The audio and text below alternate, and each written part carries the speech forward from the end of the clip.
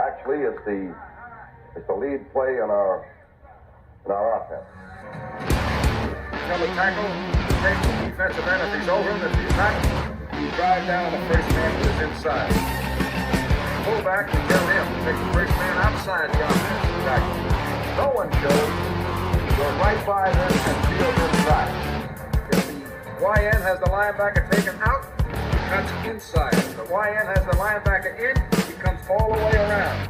So look at this play. What we're trying to get is a seal here and a seal here, and try to run this play in the alley.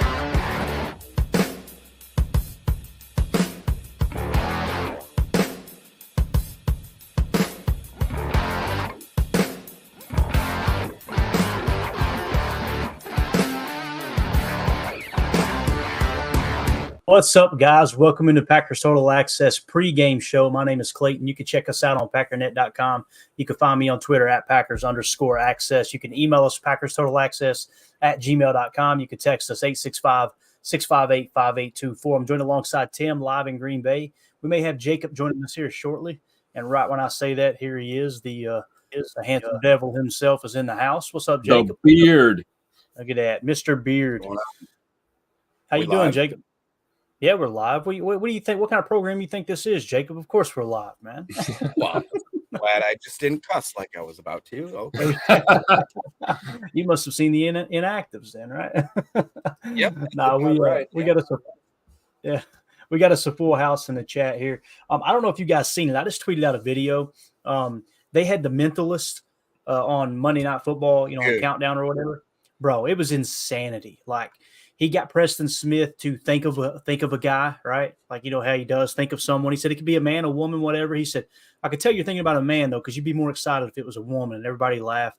And he put out a blank piece of paper and folded it up and pulled scissors out of his pocket. He said, keep thinking of Preston. And he just, small talk. He starts cutting on that paper. He unfolds it. And before he shows it, he said, were you thinking of Tiger Woods? And he went, yeah.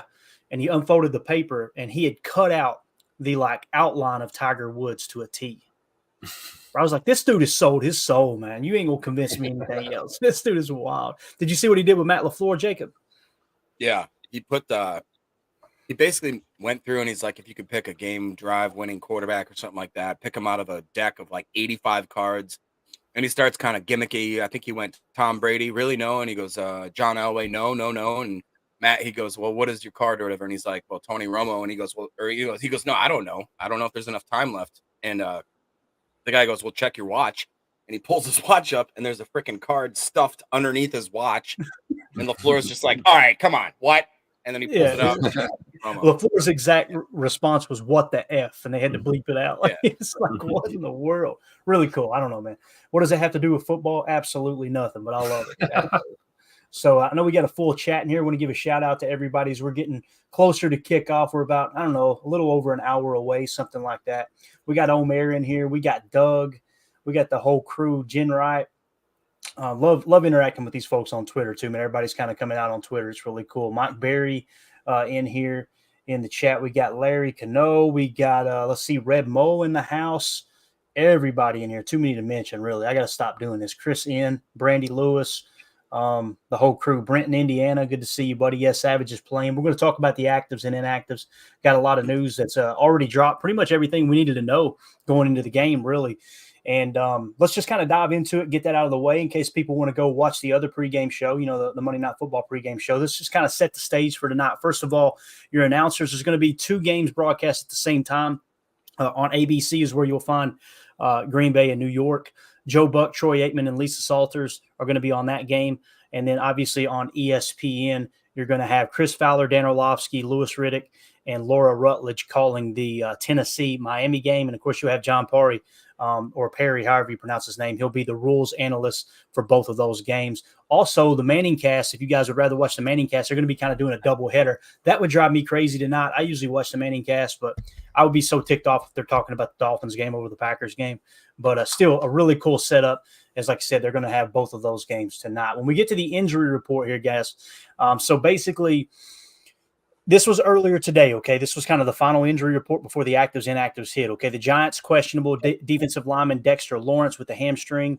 You had defensive lineman Ashawn Robinson with the hamstring. You had safety / inside linebacker Isaiah Simmons with an ankle, tight end Daniel Bellinger with illness, and then wide receiver Paris Campbell with the knee. They had already ruled out tackle Evan Neal. That's for the Giants. On the Packers side, questionable was running back Aaron Jones with the knee, Darnell Savage with the chest, Eric Stokes with the hamstring. Doubtful was Quay Walker with the shoulder, and then already ruled out was cornerback Jair Alexander with the shoulder, wide receiver Christian Watson with the hamstring. We're going to talk about Jair here in a minute because people were talking about it in the chat, and got a couple kind of neat little nuggets where Wildy was talking on it again. Now, as we move forward, Tom Pelissero tweeted out earlier tonight, Packers running back Aaron Jones isn't expected to play tonight against the Giants per source. Jones, who is listed as questionable, is working hard to get back. He's just not ready, so it'll be the A.J. Dillon show again tonight. So obviously that triggered them calling up Kenyon Drake. He was elevated from the practice squad. Eric Stokes remained on IR, according to Bill Huber on Twitter. So sounds like Eric Stokes obviously not going to play. And Kenyon Drake being called up was a bad sign for Aaron Jones. Well, the actives and the inactives dropped just a few seconds ago. So inactive for the Packers, you got running back Aaron Jones, linebacker Quay Walker, wide receiver Christian Watson, cornerback Jair Alexander, cornerback Kaya Blue Kelly, and then you have tackle Caleb Jones. On the Giants side for inactives, you've got wide receiver Paris Campbell, running back Jashawn Corbin, safety Javarius Owens, outside linebacker Boogie Basham, man, what a name, Boogie Basham, I love it. And then tackle Evan Neal. Obviously, the most notable there is Evan Neal, and you'll see at the top there, Dexter Lawrence is active for Monday Night Football. So they're going to have their big hog molly in the middle there. Tim, let's just kind of go around the horn, man. I can pull those graphics back up if y'all need them.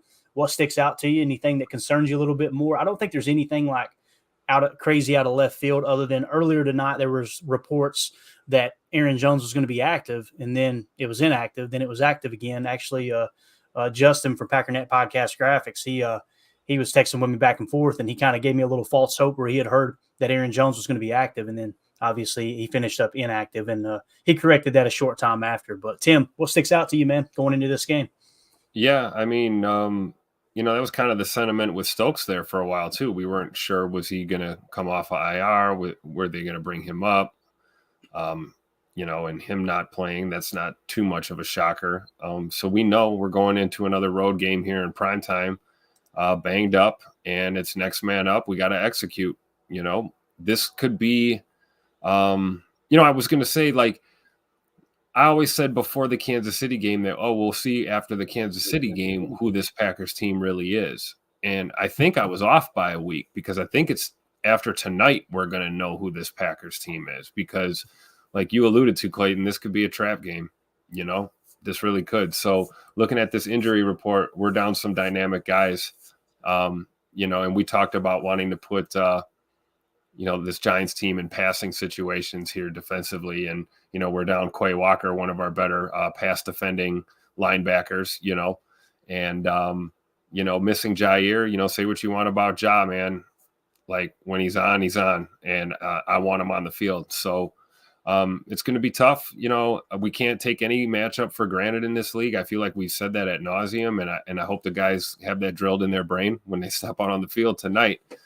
Because, any given Sunday or Monday here, it can go either way. Everyone's got a chance to win any game. So hopefully we boat race them, but be prepared for a dogfight. Yeah, I think it's very well said. What do you think, Jacob? We've been a little bit out of touch here the last couple of days. How are you seeing this game? Anything stick out to you with the injury report, or anything else you want to hit on as we kick off here?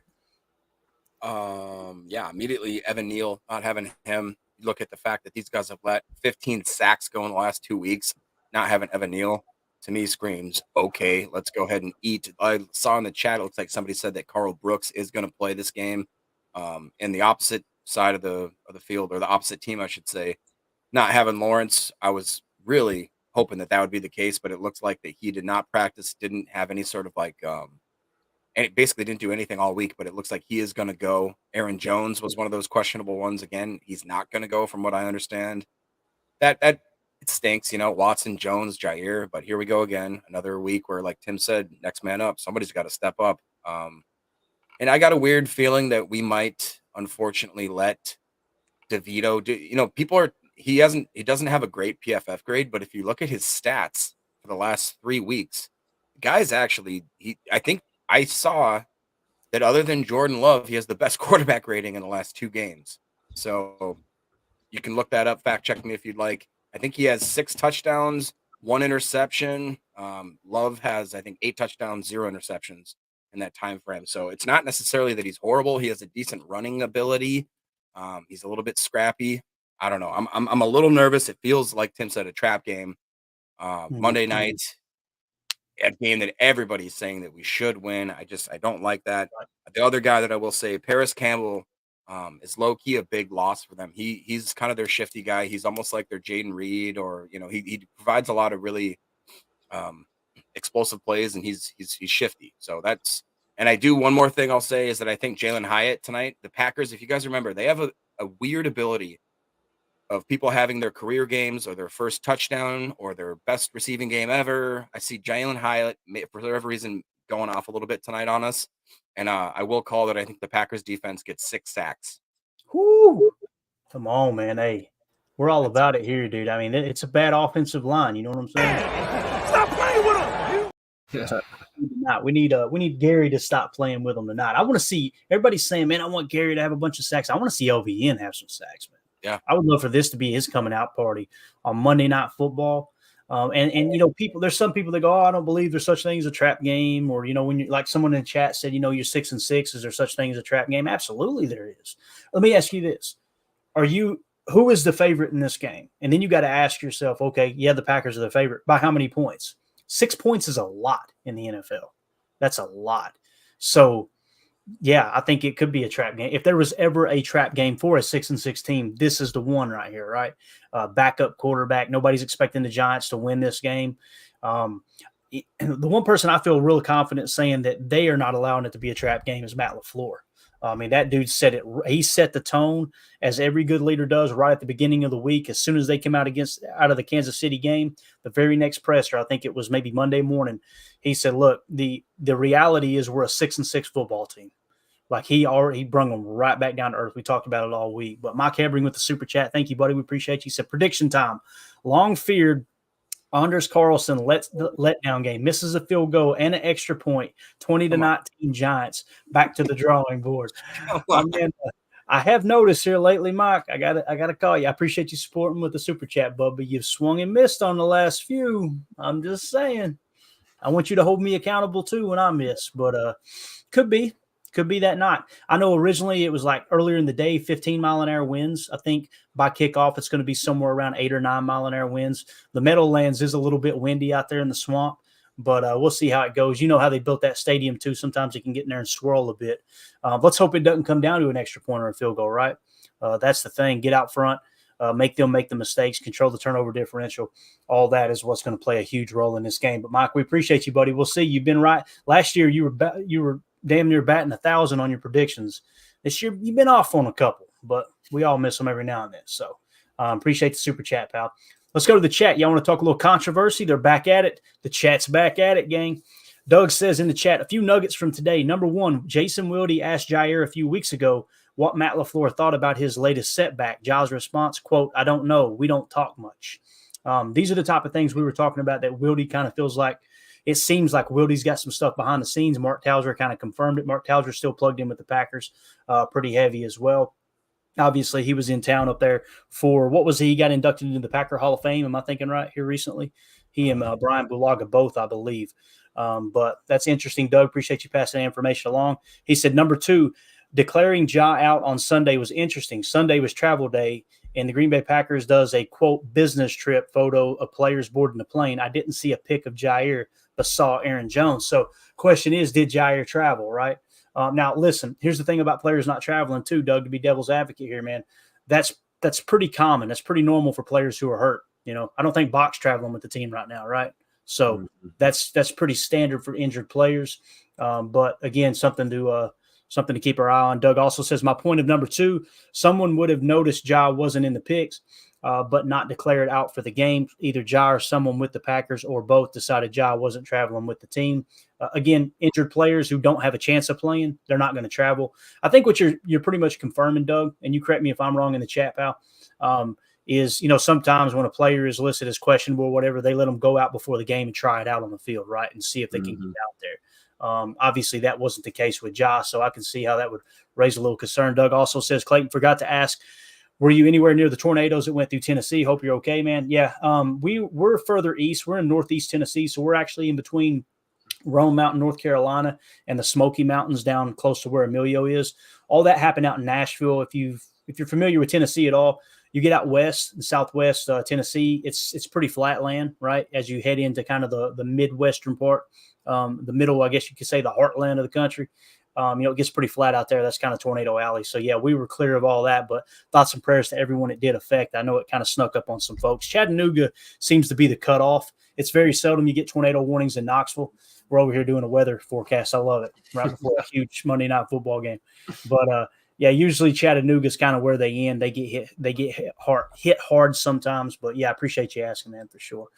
Greg in the chat says, if we don't have the lead with the bend, don't break, how do we stop Barkley, New York Giants, from getting 200-plus yards and controlling the clock, or does that not matter? You stop them by tackling. You stop them by meeting your run fit. If the players can't do that, the coaches can't do anything else about it. We've showed it over and over and over all year long on Chalk Talk. That's the problem with the run defense. They'll go single gap responsibilities. Like Coach LaFleur said, single back equals single gap. If those guys aren't fitting the run, there's nothing else you can do as a coaching staff. So the way I would answer that is you got to ask the players, are they going to step up? Are they going to play their run fits? Are they going to be schematically sound? They being Devondre Campbell, they being Devontae White, some of the guys that tend to get washed out. The fact that Isaiah McDuffie's playing, I think we would all agree he's probably the best run defender when it comes to the linebackers. That's sad to say, considering some of the high picks that, the money invested in Devondre Campbell and the first-round pick for Quay, but that's he's so undersized compared to those guys. You know what I mean? Yeah, but if you watch him, yeah, exactly. If you watch him though, Jacob, he just shoots the gaps, bro. He makes the decision and goes, doesn't he, Tim? Like it's wild. He's fun to watch. Zay is fun to watch, and he's going to be the spark for our run defense tonight for sure. But I think if we can hopefully force this team to have to throw the ball, that'll be less of an issue. I really do. And I think we do that kind of like you said, man. If our front can get home tonight, just rushing 4 guys, man, if we can get home a lot, and put them behind the 8 ball early and make them have to throw, make them face a lot of third and 7s, right? 3rd and 8s, 3rd and longs. Like that's going to be a game tilter for us. And I firmly believe if we can go out and grab an early lead, we can put this team away fairly early. And I'm not going to predict boat race, but I'm pretty confident in our squad right now, especially defensively. So, we'll see what happens though. But, against the run, yeah, man, I hope Dre has a good game today, but I'm definitely confident that Isaiah McDuffie will be the help we need there in the middle. Yeah, for sure. Mike Hebring in the chat said, reminder, I had the Packers 23-21 last week versus the Chiefs. What did you have the week before, Mike? And the week before that? And the Rashawn Gary talk. I'm just saying, man, like you're in here trying to dunk on me on my show. We're gonna call a spade. We'll call a spade. But there was somebody in here saying Rashawn Gary wasn't earning that contract. I don't know. I'm just saying. So appreciate the super chat, buddy. Let's see here. We got Doug in the chat says, look for the New York Giants throwing short crossers and slants to tight end throws to test McDuffie and Campbell. Completely agree with that. The big thing too, the way to attack this Fangio style defense are the deep crossers, the second window of the deep crossers. That's the big tough spot, right? Especially when you go 2 on the shelf, because like we say, middle field open, like Coach Haddad said when we had him on the show, awesome high school coach, coaches wide receivers, obviously knows everything about how the defensive backfield works, operates within quarter coverage. He's saying, look, the big weakness for two high safeties and quarters coverage is the middle of the field.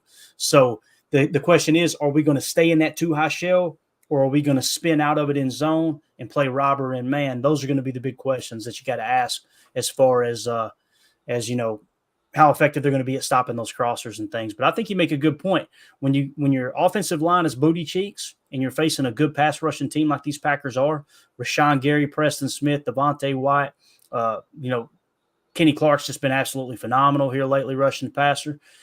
When you're going up against a team like that, got to get the ball out quick. And I think we'll know pretty quick, Tim, if DeVito can get the ball out quick. Speaking of DeVito, look at this, Tim. I need to know if you and Jacob approve of this attire here. This was DeVito walking in earlier. Look at this look. That was him? That was him, man. You thought he'd be bigger, right? I legit thought it was like a YouTube like spoof kind of like guy. I couldn't see it with the sound off, and I was like, it looks like when you throw a red sock in with the whites in the wash, you know. What the heck? That's the perfect explanation. You know who he looks like? He looks like Chris Kattan from Night at the Roxbury. Oh no! You think so, man? You think so? The necklace, he's got everything. Let's take a look real quick. Let's see. Right, he kind of has that, don't he? Let's give it one more look here. We're gonna roll it one more time here. Let's watch the video. Oh man! Combination of the two. Hold on. Now, look at the necklace. Look at the collar. I think y'all nailed it, man. Look like a sock. Colors in the washer, and man, I'm with you. I see Chris Kattan, man. Such an underrated comedian / actor, man. He was absolutely awesome for sure. Let's see here. Josh in the chat says, when you're 6-6, can you really look past anyone? I think you can, Josh. I do. Again, when you look at I think this was the comment I was referring to. When you kind of look at the point spread, right? You look at how the analysts are going to pick it. You know, look at last week, right? Look at last week. Now, if you're suggesting they're not overlooking anyone because they're not reading their own clippings, I can definitely get on board with that, with the tone that Coach LaFleur set for sure. But appreciate you hanging out with us, man. Let's see here what else we got in the chat, and then we'll get into some of the other stuff. Let's see. All right here. Jeff in the chat says, thank you. Clayton was through in making sure it was really me. Oh, thorough in making sure it was really me. I am promoting this channel to every Packers fan I know. Yeah, Jeff, we got to kind of, when we do a giveaway, man, we got to be real careful, because I've had people email me just a random, an email that matches the name of the person that won it. People try to steal all the time, big dog. So that's why I have to run you through the ringer and go, hey, I need a screenshot to make sure this is the right person, all that good stuff, just to make sure we get the prize in the right hands. Omer says Quay is rated his highest rated run stuffer for the Pack easily by PFF. Do you remember watching Chalk Talk last week, Omer? Remember the 2 explosive plays on the ground? One of those explosive plays that we gave up, Quay got dog walked. So, all it takes is 1 or 2 bad plays, and that's the difference in the game, man. That's the difference. The explosives, every one of those explosive plays on the run or on the ground that we've seen this year, they've led to scoring drives, right? So when you go, that's what I'm saying about, like, that's the reason we do Chalk Talk the way we do, and from a kind of a game flow approach, because we want to key in on the most important plays. You can go find probably 5 or 10 run plays last week where Quay Walker played it great, right? But that didn't lead to anything, right? Why? What happened and why did it happen, right? And when you look at the explosive run, that one last week, man, it was bad. I mean, he was just late to the point, wasn't really in the right gap, had bad technique when he reached the blocker. Now, when he gets to the ball carrier, Tim, he's violent, bro. Like there's no one more enjoyable to watch than Quay Walker at tackling the ball carrier. There's no doubt about that. Yeah, I'm just really concerned about this shoulder. Hopefully, it's not a long-term thing. Obviously, again, that's something pretty important if we're talking about stuff in the run and tackling guys. You kind of need your shoulder, so hopefully this is not long-term. But Quay's just coming into his own. It's year 2. He's coming into his own as a linebacker in the NFL, and I think a lot of things will come with time. Everybody develops differently at different positions, and different players are all unique individuals. So, time will tell with Quay. I believe he's got all the tools and all the ability, but he's grinding through a kind of an up and down tough season for him right now, dealing with injuries. Before the shoulder, it was the groin issue, and he had a few other head and neck issues earlier in the year as well, and been banged around just as much as anybody here on this team. So hopefully he's off that injury report soon and back on the field for us. Definitely. What do you think, Jacob? I'm not gonna lie. I was. You read the chat. The chat's on fire, bro. What are we talking about? Sorry. They started talking about Brenton Cox Jr. and my mind went blank, like that Men in Black thing. Oh yeah, anytime Brenton Cox Jr.'s name is mentioned, dude, you get excited. You think he'll see playing time tonight, right? That's what they asked, right? Well, that's what they. So I was just trying to pull up on my phone if he's activated or if he's. I mean, he wasn't on the inactive list, so he should be activated, right? So I believe, I don't remember seeing him. Let's pull up that inactive list one more time real quick just to make sure, but I'm pretty sure he wasn't on there. Yeah, you should be good to go, man. You're going to see your boy tonight, dude. Of course, I got to be real with you, man. He's pretty far down the depth chart now, as far as the rotational aspect. You seen him a couple of weeks ago. It was, 3 or 4 weeks ago, me and Tim were talking about, he kind of popped up on Chalk Talk a couple times. But for the most part, Dan, I would say he'll get some playing time, but you'll probably see, if there's no injuries to the edge room, I would say you'll probably see it to the tune of, I don't know, anywhere from 3 to 7 snaps, something like that. Probably his biggest role will be on special teams, but he's definitely a raw bag of talent. There's no doubt about that, man. He's got all the tools to be successful. Now, we showed you Disco Inferno who walked in. I'm trying to see who said that. Someone said, right here. Doug says one of the other podcasters on X threw up an old picture of Disco Inferno from the old World Championship Wrestling, the old WCW. I love it. So we showed you DeVito, right? Now let's look at our QB1 as he walks in. All right, you want to see somebody normal here? Look, that's what I'm talking about, right? Look at that guy. Look at that normal guy. He's a nice guy. And look who's behind him there. Look at Bane. Like, he's ready. Some trained assassins walking in, about to do some work. Look at you. Talk about game face. It's a business trip, baby. It's a business trip. Can you guys fact check real quick? Doug in the chat just said that the captains tonight are Patrick Taylor, Romeo Dobbs, and Corey Ballantyne. If that is true, that's very unique. I'll check right now. Y'all say something smart, and I'll double check real quick. Go ahead, Tim. Say something. On you, Tim. No, say something smart. Here we go. Yeah, I got it right here. That was quick. Look at that, boy. See what $3,000 worth of computer equipment will do for you. Nice. Your Week 14 captains: Patrick Taylor, Corey Ballantyne, and Romeo Dobbs, or as some away broadcasters say, or other team broadcasters say, Dubs. Still, good. Romeo Dobbs. But I like it, man. I like it. Now the fact that is there any underlying message there? Ballantyne maybe. That's what I was just gonna say that. It's like all of a sudden, I don't know.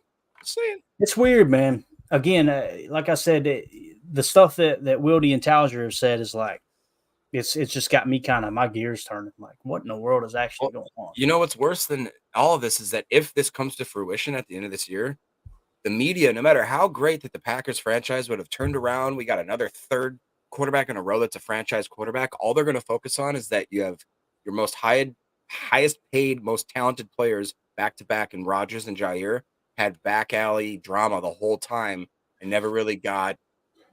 They'll argue probably we didn't get the most out of them, and there was a lot of drama. And I just don't know what to think about that, because it is both of our quote unquote captains of both sides of the field in the last 3 years are either disgruntled or show that they're disgruntled with the front office. It's a little weird. Yeah, and it goes back to Zadarius Smith too, getting upset about the captain thing. And then Jair, it's like, okay, we'll get Zadarius out. Then Jair raises up and says something about it. It's like, damn, can we just get 1 year where everybody just focuses on football a little bit and like not everybody getting their feelings hurt? Like that's the part that bothers me. We got some more of the Packers arriving at the stadium. Look at Carrington Valentine. Preston. I love me some Preston, boy. Look at that.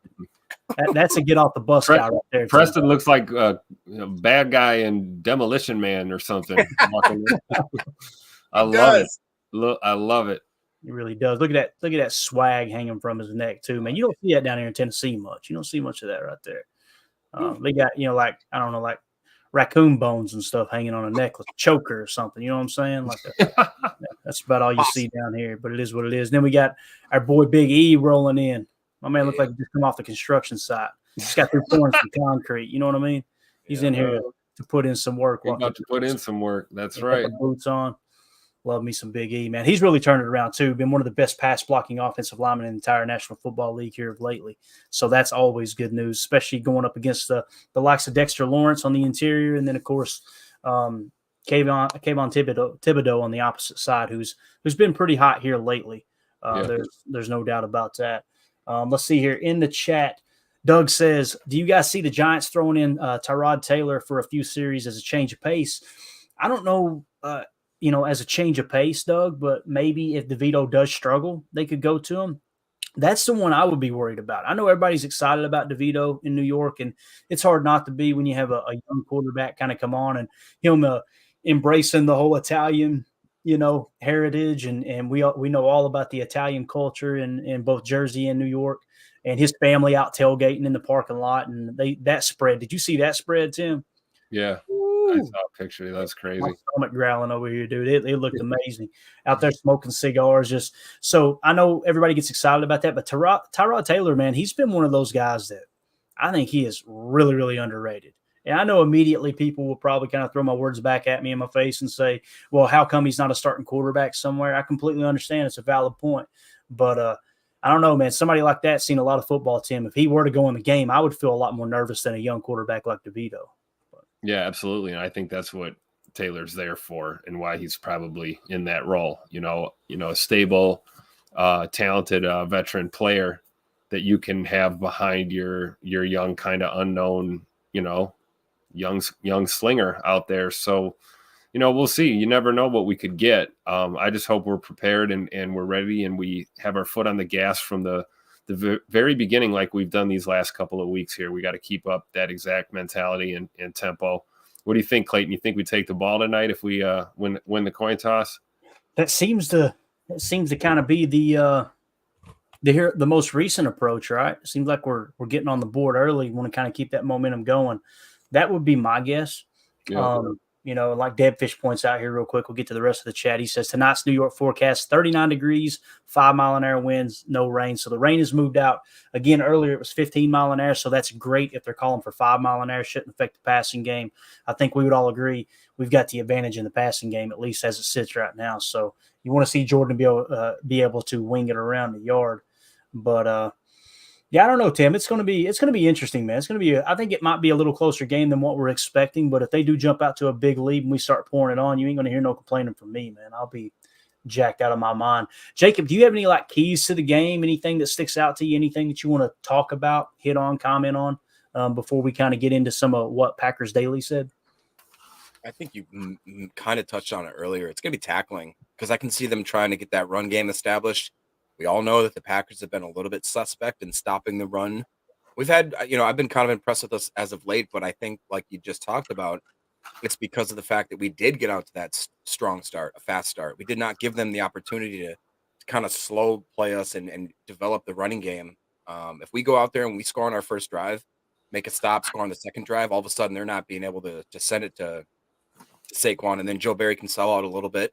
We get a decent lead with, especially like we talk. Isn't DeVito? He's a UDFA, not a very experienced guy in any means. I mean, yeah, I pull for him. I love the story. If he was my guy, if it was a Packer quarterback, I'd be out there going, "Hey, I'd be fired up right now. Yeah, I'd be eating all sorts of the meatballs. I don't even know. It's just that being said, I always go back to. It feels like every Packer game I watch. It'll be like, well, this guy just got his first career touchdown, first career 100-yard game, first, broke the NFL season record. It seems like it always happens against the Packers. Yeah. So I just hope that we are a strong tackling defense. We do not give Saquon Barkley the ability to take this game over. And then that would make a DeVito, a first-year quarterback's job so much easier. If he can give it to Saquon and he busts for 6, 7, 8 yards a pop. If we stop that, we force DeVito to be a quarterback. I'm not worried about this game. Yeah. What about you, Tim? Any special notes? Anything stick out to you? Yeah, I mean, just checking over some of my notes from earlier in the week. I mean, it's going to be important, offensively for us to establish a run game of our own in this one. I firmly believe that. We talk about how great Jordan Love's been and this offense has been with the play action game. And that just, that really is going to, your success in that type of approach is going to depend a lot on how you can run the ball. And, with the game that A.J. Dillon's been, playing with, pad level down, finishing runs, getting, when you need 3 yards, get you 4. Nothing too spectacularly awesome on the stat sheet, but man, a steady performance in the run game, which allows us to do things in the passing game. And I just think we need to have that same drive today. You know, I don't know how much Kenyon Drake we'll see today. I think we'll probably see a little bit more Patrick Taylor than him. But you know, we have to run the ball. And if it's by committee, that's great. I hope all three of our backs get touches. I mean, if we have three active, let's get them all touches and have some semblance of a run game on offense so that, you know, we can attack the outside of the field with some of these shot plays, you know, offensively. Yeah. Definitely. And that's something that we kind of uncovered, Jacob, we talked about during the week, was they play mostly middle field close, you know, post-snap adjusting. So there should be some opportunities down the sideline, I would imagine, whether they're playing soft and you go smoke on the outside or they're playing bump and run, you could throw it over the top. Just don't want to get caught too much into that. You know, that's the big thing. That you don't want to get too aggressive and kind of keep them in it early when you could establish a running game and put pressure on them. Jonathan in the chat says, hope Savage is tuned up for this. He was last week, man. Let's hope he brings that same energy. That'd be absolutely awesome. Chris Hand in the chat with the super chat. Thank you so much, buddy. He said, first team New York beat under Lombardi was the Bears, smiley emoji. Man, it doesn't matter what city you go to, what coach you're talking about, what time frame, what period of the NFL. One thing always remains, guys, and that's The Bears still suck. Go ahead, Jake. What were you going to say, big dog? Oh, I can't remember. That just threw me off there. But I believe I was asking about now I lost it. Go ahead. There you go. Appreciate the super chat, Chris. Let's see here. Casey in the chat says, looks like he could be making his entrance in Blades of Glory. You guys ever seen Blades of Glory? They're talking about the Yeah, I remember Will Ferrell. Yeah. And I'll tell you what, there's some bangers out there for Will Ferrell, man. My goodness. Greg in the chat said, I get what you mean about playing sound defense by covering your gap and making tackles. Do you put in a run stopping defense like 34 or something else? Aren't most of our snaps in nickel and dime? All across the league, this has been a big topic, right? Because people go, why are two defensive linemen in the game? It happens every single Sunday. You're matching personnel. Gone are the days. And Michael Lombardi, you want to see Michael Lombardi get pissed off. Watch his face turn red when people talk about this topic. Because he's like, that hasn't been a thing since the 90s, where you would go on first down, we're going 4-3 or 3-4, no matter what they call. And then in third down, you would go to your nickel. We've been matching personnel for a long time now. And what that means, Greg, is when a team puts in their 11 personnel, one running back, one tight end, 3 wide receiver sets, the other defense will match it with nickel. Now, there's some defenses that actually match it with dime. Could you imagine if we played dime predominantly against a 3 wide receiver set? Joe Barry would get raked over the freaking coals. But like Matt LaFleur pointed out, and I know a lot of people got their feelings hurt when he pointed it out, but it's 100% accurate. When you hear 2 down linemen, the outside linebackers are built like defensive ends in a 34 defense. So it's not just 2 down linemen and 4 stack backers playing. Stack meaning your linebacker somewhere between 220 to 250 pounds. You're talking about guys who are 265 at a minimum, most cases 280, 285 playing outside linebacker, because that's how they're built for a 34 defense. They are essentially defensive ends. They're defensive linemen. You know, those same people that were calling that out and making fun of Joe Barry for it and getting upset that Matt LaFleur said that these media members got quote unquote exposed for not knowing what the hell they're talking about, which was 100% accurate, actually. What they're not mentioning, you notice they didn't mention that LVM played with his hand in the dirt last week, and we actually played a little bit of a 4-3 under and a 4-3 overlook. They don't want to talk about it, right? Because they're going to get their feelings hurt again. But there was one play that we showed on Chalk Talk where LVN comes down, puts his hand in the dirt, and the last second he stands up. And those people think, well, that's no longer a defensive lineman. That's a linebacker. Guys, come on. That's an outside linebacker, those edges. That's a reason it's predominantly called edge defender now, right?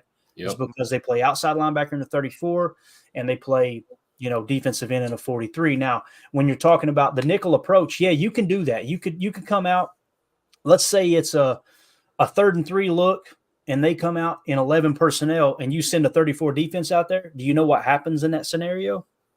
You're going to have a linebacker covering a wide receiver. Do you guys remember what happened the week that Preston Smith had to stand up and cover a wide receiver? Everybody lost their mind over that too. Joe Barry's damned if he do and damned if he don't, man. Like there's nothing the guy can do to make a certain group of the fan base happy. And it's mainly driven by certain podcasters, certain media members that want to continue to harp on the fact that Joe Barry's a moron, Although I would love, I'm getting hot right now. I would love for those people to have to sit down in a room across the table from Joe Barry and let's do a football debate and it be recorded just so he could embarrass the absolute living hell out of him to show that he's not a moron. Because the worst defensive coordinator in the history of pro football knows 1,000 times more than me or any other podcaster that thinks they understand the game at a peak level. Like, it just that's mind-boggling to me that people's ego takes over and they think, oh, well, Joe Barry's a moron and anybody can do this. And it's like, this defense is designed to bend but not break. This defense is designed to say, we don't care about how many yards you rush for. We don't care about anything other than that final score. And I love that Joe Barry got snippy this week because what they won't point out, they'll point out the rushing yards. They'll point out, the time of possession and all these things that do come into play from time to time. But they won't point out the points per play. Because when you point out the points per play, which is probably the most important statistic for a defense and an offense to be judged off of, it's how many points are you converting when you take the amount of plays that you have ran in the game, whether it's offense or defensive snaps. How effective are you at preventing points or scoring points? The Green Bay Packers are 6th in the league in that statistic. But that doesn't fit their narrative. And they've been screaming and harping on this for the last 2 years, right? That Joe Barry is a moron and Matt LaFleur is an even bigger moron for hiring Joe Barry. That now that the defense is settling in, they're a legit top 10 defense, they're going to look like idiots for having claimed that and willing to die on that hill. And that's why they don't want to point those statistics out. That's what drives me crazy. And this is what I always go to, and I'll get your take on it, Tim, yours too, Jacob. You guys may disagree, and that's totally cool. This is what I always like to respond with. So let me ask you this. We've been on both sides of the fence with D coordinators, right? You didn't like Dom Capers, you run him out of town. You didn't like Mike Pettin, you run him out of town. Now you're ready to run Joe Barry out of town, okay? Which would you rather have? If yards are that important, which would you rather have? Giving up less yards and more points or less points and more yards? I know which one I'm picking, but Tim, go ahead, bud. Yeah, I'm right there with you. No, I'm just going to co-sign all of that. Not to take the easy way out, but yeah, 100% with you on this, Clayton, for sure. Jacob. What do you think, Jacob? Yeah, I mean, obviously, it's if it was, if you're playing in a fantasy football league, then yeah, sure, take the yards, bro. That's good stuff. Yeah, I guess points are important too, but like, if it's just a straight up of who wins and who loses, like I don't understand, and that's where I've been guilty of it too. I admit it. We all have. I've been on the fire Barry train, and then once I really take a sober look at things and take a step back, get off the internet, get off of Facebook, and I'm like, oh God, when I look at the statistics there, we're a top 10 defense where it counts, like you said, in scoring. So I'm not going to sit here and grab the pitchforks and the torches and say, get him out of town. If anything, I just like, I'm encouraged to keep going. It seems like each week, and I don't know how many times we have to talk about this, we're playing without the likes of, on any given week, it seems like we have one of our best D-lines, one of our best cornerbacks, all of our safeties, all of our linebackers, depending on the game or the week. This, if anything, should be a year where I think people are looking at what Joe Barry has been given and what he's produced with. I think that if anything, we should have a way. I think it should be 70-30 people want to keep him at this point. Now, everything could go down the drain. If we shut out, if we absolutely embarrass the Giants tonight, I'm sure that a lot of the fan base is going to eventually, because they're clickbait fan. I'm going to say it, like half of the fan base are going to do whatever Colin Cowherd or ESPN or whatever the pop-up says is going on right now. They're just going to be like, oh, I guess that's true. You know what I mean? And it makes me sad because I thought that our fan base was a little bit better than that, but whatever. And again, people get dug in. It's because people don't want to admit they're wrong. I've been wrong about 1,000 different things. Yeah. Just be man enough to say, you know what, I got that wrong. I got it wrong. It's totally cool. Nobody's going to judge you for that. They're going to judge you for continuing to bend this narrative as if, it just, I don't know, it blows my mind, man. I didn't plan on talking about this in a pregame show, but here we are. The chat always drives it for sure. And that's what we're here for. Jason Y, thank you so much for the super chat, buddy. We appreciate you. He said, genuinely curious, what are the advantages of bend but don't break defense? Wouldn't you want to control the clock versus the other way around? Well, would you rather control the clock or give up less points? Because that's what bend but break don't do. That's what bend but break does. Bend but don't break does. Man, that's hard to say. So the opposite of bend but don't break is being aggressive, right? You're probably going to get more 3 and outs, but you know what else you're going to get? You're going to get more explosive plays. And every time a defense hits an explosive play, it triples their chances of scoring on that drive, not to mention the explosive plays that go for touchdowns. Let me ask you this. When was the last time you seen an offense come out against the Packers, come out in 1 or 2 plays and just hit a bomb for a touchdown? Yeah, that's true. Has it happened this year? I don't know if it's happened this year. It's few and far between. It's what it's designed to do. Now, put yourself in the offense's shoes. Imagine this. This was the defense. If you were to ask Aaron Rodgers, what's the most difficult defense for you to play against? Because he's been very vocal about it. He'd say shell coverage. When they got 2 on the shelf, it makes you as a quarterback who knows we got to control the turnover differential. We don't want to throw into coverage. When you drop back and they got 2 on the shelf and they're playing 2-man under, you're like, where in the world am I going with this ball? Like, it makes things so much, especially if they've done enough research, they've done enough scouting on you to say, okay, when they go trip sets, they got 2 in breakers with 1 out. And typically the out is the number 3 with the in breakers being the 1 and the 2, meaning the 1, 2, and 3 receivers on that trip side. Guess what they do? With the out breaking one tendency, they'll line up and just play it like it's press. And as soon as the ball snapped, they play outside technique. The other 2, for the 1 and 2 that break in 90% of the time because they've studied your tendencies, they'll play with inside technique. You got the 2 safeties on the shelf. Now, like Rodgers, when they asked him, how do you get somebody out of that shell coverage? He said, you got to run them out of it. Teams are not patient enough to do that. You want me to give you an example? Go back and watch the Kansas City game. If they had been more patient with the run, probably could have beat us. But you've seen it. I couldn't tell you how many times I went, thank God they're sticking to the pass. But that's what the bend but don't break defense does. If you guys will go listen to the Play Callers, it is phenomenal. It's a podcast, like a 4 or 5 part series by Jordan Rodriguez. She does a phenomenal job with that. It's almost like a documentary. There should be a video version. I know there isn't. I'm just saying there should be because it was that good. You'll hear the reason that these 2 schemes took over, the wide zone boot and the quarters coverage, the Fangio style, was because the name of the game became stopping the explosive plays. There's explosive plays through the air, explosive plays on the ground. Through the air, how do you prevent the explosive plays? 2 high shell, Fangio quarters defense with zone match principles, right? That's the number 1 way that you do it. How do you stop the run? The number 1 explosive play on the ground was the outside zone. That's why everybody went to the outside zone. How do you stop the outside zone? You play with wide 9 looks. How do you play with wide 9 looks? You play with 2 stand-up edge defender backers that now the haters are all going, why are we playing with 2 defensive linemen? That's why, because it controls the explosive aspect of the running game. Now, has people adjusted? Matt LaFleur adjusted the last 2 years. That's why you've seen a lot of duo. You've seen a lot of power. You've seen a lot of pin and pull because they started attacking it inside out. Now you're seeing just how cyclical the NFL is and how things kind of wrap around and things come and go. The stuff we're talking about, you can hear Greg Cosell talk about. It's the only time I've ever heard him get aggravated on his podcast. People are going, man, Kansas City has cracked the code to beating the quarter coverage. And he's like, the quarter coverage has been around since football's been around. It's the same way of beating it is in breakers and choice routes. Because once you go vertical to a certain extent, you see that defender have to cover their quarter, you break in across the middle, and you're running butt naked through the trailer park. That's just kind of how it is. So hopefully that answers your question, Jason.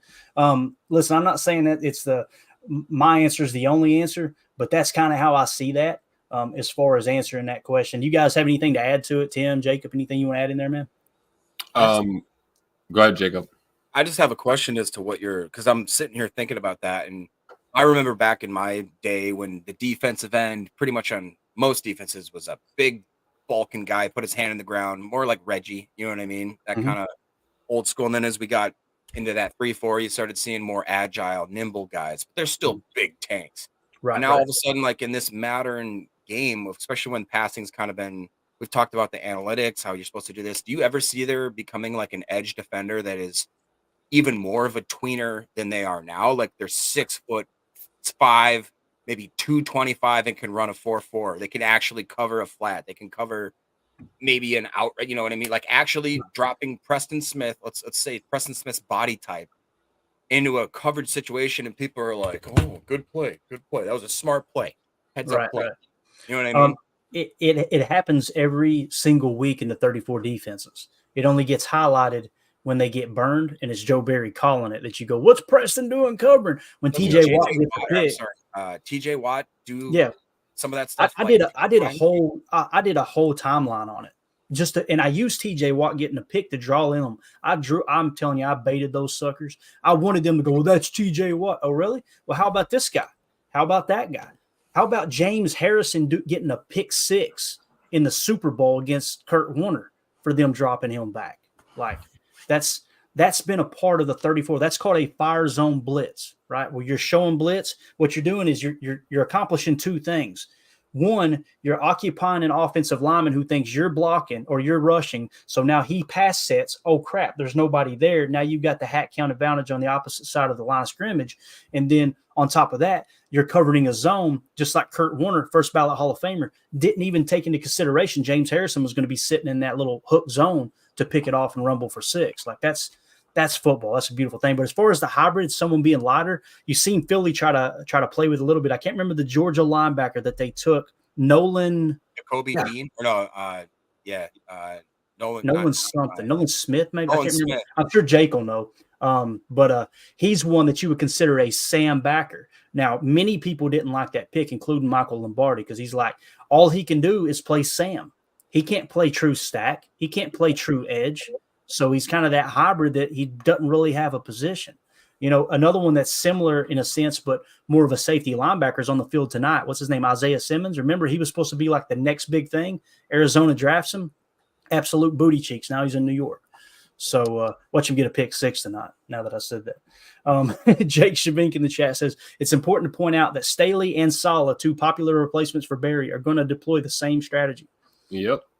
Stop jumping in here, Jake, trying to speak logic, my man. Yeah. Here we are with those facts again. Yeah, they're tough. They are tough. Let's see. I like this right here. I just randomly jumped into the chat. R.E. Iron Miner says DeVito is going to be reunited with Gary soon. I love it. I hope they eat tonight, man. I hope they – hey, look right here. Boom. Thank you, Doug. Doug in the chat said B.J. Raji's pick 6 versus the Bears. You know what that was? Fire zone blitz. Could you imagine if Joe Barry dropped Kenny Clark out to cover this year? They would lose their mind. TJ right? Slate. Joe Barry, look at this moron. B.J. Raji does it and returns it for 6, and it's like, yeah, look at Dom Capers, until 2 years later that it wasn't happening, and that's get him out of town. He doesn't know what he's doing. He's lost it. It's wild, man. Absolutely wild. Again, this is the thing people don't understand about me. I've been saying all year, if you could get me a better DC, I'm all about it. You know what? I'm all about a better head coach, a better quarterback, a better running back, a better everything. If you can improve the team, that's what you should be trying to do every single year. But when you look up and the people that want to fire Matt LaFleur having the youngest team in the league, right? If you look at that same approach, you understand he's 10th all time in the history of the entire NFL. He's 10th all time in winning percentage. And he can't do it without Aaron Rodgers. Now he's starting to do it without Aaron Rodgers. So, it's not for long. That's what the NFL stands for, not for long. When people get upset over not getting the exact look, the exact result that they want. That doesn't mean you just stay complacent. No one ever loses their job. Like I said, man, if you can improve the team, improve it in any way possible, right? So hopefully that makes sense. Change is only good when it's for the better, Right. Consistency is key, and it takes time to put in a new defensive system if that's the route you want to go. Unless, like Jake just mentioned, we bring someone in who runs basically the same thing. Yeah. What are you really getting?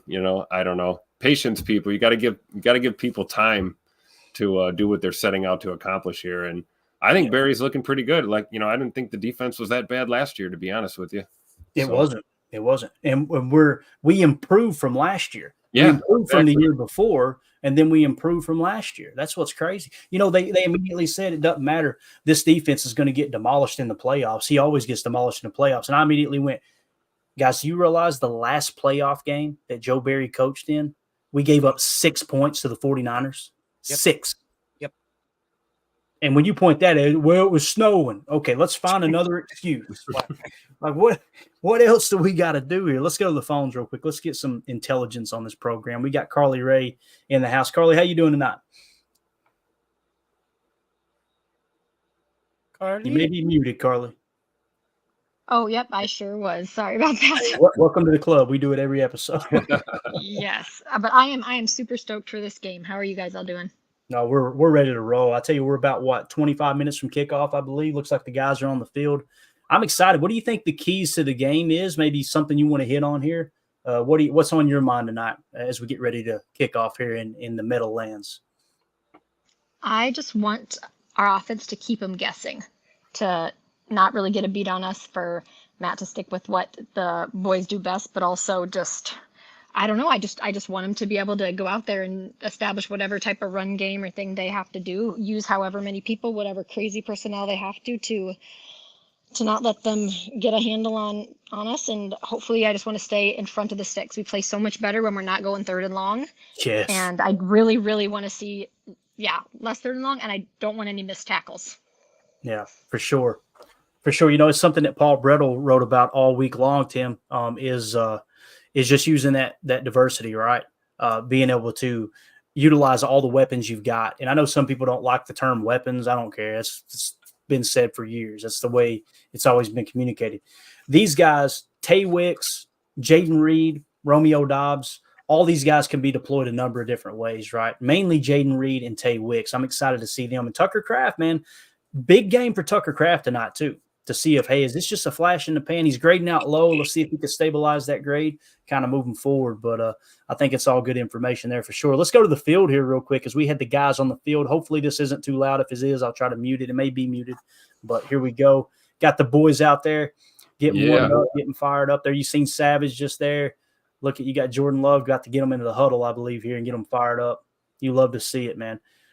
That playing surface, that's the one that Aaron Rodgers got hurt on. Hopefully we have no injuries tonight.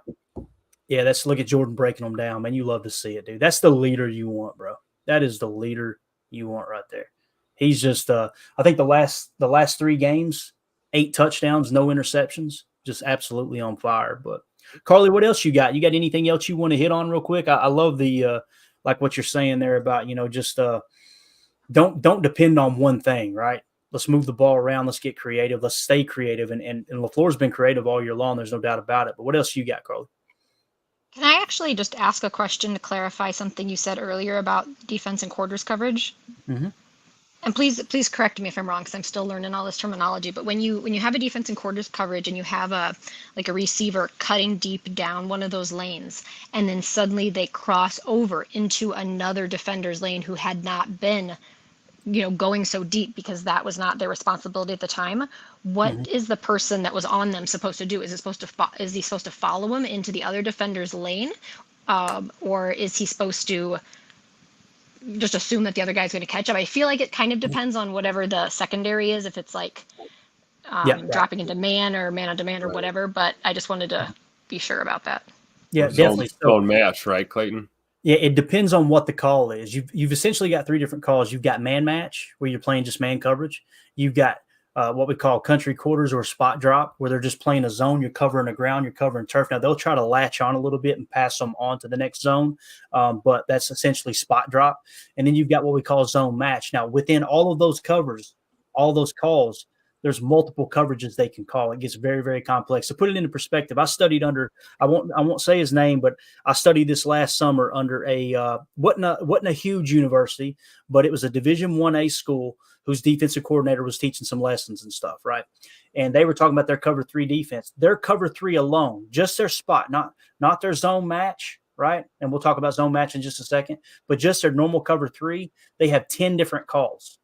They've got buzz, they've got cloud, they got all these different where the safety may buzz down. And then the next time the safety will be dropping deep and the corner's covering the flat, right? The linebacker being a hook zone, and sometimes the linebacker will cover a sideline hook zone, right? Like there's all these different calls. But I think the question you're asking when it comes to zone match, it depends on what the call is. The call may be, 5-yard threshold where, okay, if they break the 5-yard threshold, it's called if and then. If they do this, then I do that. The linebacker, it may be like, okay, if the number 2 goes to the flat, if he goes to the flat, then I cover him in the flat. If he goes deep, I carry him for 7 yards and pass him off to the safety behind me. When you get into trouble is when there's enough protection for the quarterback that a crosser can clear a zone match, and when they pass it off, the other safety has already committed to another assignment. It shouldn't happen, but that's where the miscommunication happens. And I hate to say it, but the majority of the time this year, there's one person who's always in the vicinity when those miscommunications happen, since Jair's been out, just being honest, since Jair's been out, it's been Devondre Campbell. That's the tough part. More times than not, you've seen a guy run open and Dre has dropped him and covered no one. And you could see literally post play, everybody is pointing like, what are you doing? Like, you're supposed to carry him. So it depends on the defensive play call. And that's why on Chalk Talk, Carly, we'll always say, we don't know what the exact call is. Here's my guess as to what it was based off of these 4 defenders did this and 1 defender didn't, kind of the odd man out. I have a hard time believing the other 4 were incorrect in their assignment, but that one guy was right. Does that make sense? Oh, yeah, it totally does, and gives me an appreciation for just how complex it is to call these things, and then also what the offense has to do and what Matt can do sometimes in causing defense to commit to something and creating those, like scheming people open, right? You scheme it so that people make a mistake or cover somebody or don't cover the guy that's just about to be open. It's just so cool. Yep, they get paid too, and one of the biggest gaffes that you've seen earlier in the year and last year as well with Jair was they would run a double move. You remember earlier this year, I can't remember which team they were playing, but they ran a double move and Rasul bit on it and they beat them deep. And immediately after the game, he said, we watched that all week. We knew you were going to bite on that. That wasn't the play call. Rasul got too aggressive because they seen him biting on that. Now, when he bites on it and they pick it off, oh Lord, it's the best thing ever. When they bite on it and they score a touchdown, we're all calling for their head, right? I'm as guilty as anyone, like, hey, look, that's on him. When he picks it by being aggressive, you don't hear me going, I can't believe he was aggressive. I'm going, pick 6, baby. Let's go. So that's just how it is as a fan, though, for sure. But, yeah, again, I don't want to sit here and pretend like I understand all the defensive calls. It's just trying to watch the tape, watch the all-22, and try to cipher it all out. That's the goal. But obviously the game's getting ready to kick off here. Let's go around the horn one more time. I'm glad you joined us, though, Carly. It's always good to have you in here. Tim, parting thoughts, man, as we get ready to kick off here. We're about 18 minutes from kickoff, I believe. I am looking forward to hopefully multiple Malik Heath sightings today. I think this could be a chance to see him utilized in this offense. Oh, did I stole yours, Jake? You stole mine. It's all right, brother. Great minds think alike, right? Now it has been written, man. Malik Heath's going to have a breakout game today. So go Pack. I think we're going to get it done. I don't care about the final score. I'm not going to do a final score prediction. Boat race or a nail biter, we get out of here with a victory, and that's all that matters. Go Pack. Find another one, Jacob. Find another one. What you got, man? I got 3 keys to victory. I want Jordan Love to not throw one more game with no interception. That'd be great. I want the run game. I want A.J. Dillon to average at least 4.5 yards per carry. Yes. And I want Devontae Wyatt to just show up and look like that he is a problem because they've got to watch Gary. Sometimes you got to watch Preston. I'd argue lately you definitely got to watch Clark. That means that Devontae Wyatt, he's prime and ready. I watch him to have a freak game. That's what I want. Yeah, absolutely. If you guys would hit that like button for us as y'all exit out here to go watch the game, we appreciate it. That hitting that like will help other Packer fans find this channel and this type of content. Carly, what's your parting thoughts here? What do you got? Maybe a key to the game or one last comment here? I want Wicks to get a touchdown, and I want Rashawn Gary to get a sack trick. 3 in a row. Let's get it. Stop playing with him. Here's mine. It's real simple. I want to see Jordan Love protect the football. And I want to see A.J. Dillon just out there. I want to see him plowing the turf. I want to see him out there farming, getting it done. You know what I'm saying? John Deere green on a hot summer night. He rode Billy Bob loves Charlene. That's my running back, man. That's my running back. I love it. So there you go, guys. Appreciate y'all hanging out with us for the Packers Total Access pregame show. We'll be back immediately following the game for the postgame show, bringing you guys all the highlights, news, analysis, all that good stuff, sitting in here pretending like we know what actually happened. You know how it is. You watch the game live. It's emotional. It's all emotional. You'll hear me say 100 times a night in the postgame show, I want to wait and watch the tape because I'm going to be on an emotional high or an emotional low, but we're going to try to cover exactly what happened in the game. We'll give you guys the box score, all that good stuff. We should be able to get to the press conference as well. So thank you guys so much, Tim. Thank you, Jacob. Thank you. It's good to have you back in here, buddy. Carly, pleasant surprise. Appreciate you dropping in. We will see you guys in the postgame show. As always, let's go out and be the change we want to see in the world and go Pack, go. The power sweep. Actually, it's the It's the lead play in our offense. Tell the tackle to take the defensive end. If he's over him, if he's not, you drive down the first man who is inside. Fullback, you tell him to take the first man outside the offensive tackle. No one goes. Go right by them and field inside. If the YN has the linebacker taken out, cuts inside. If the YN has the linebacker in, he comes all the way around. So look at this play. What we're trying to get is a seal here and a seal here, and try to run this play in the alley.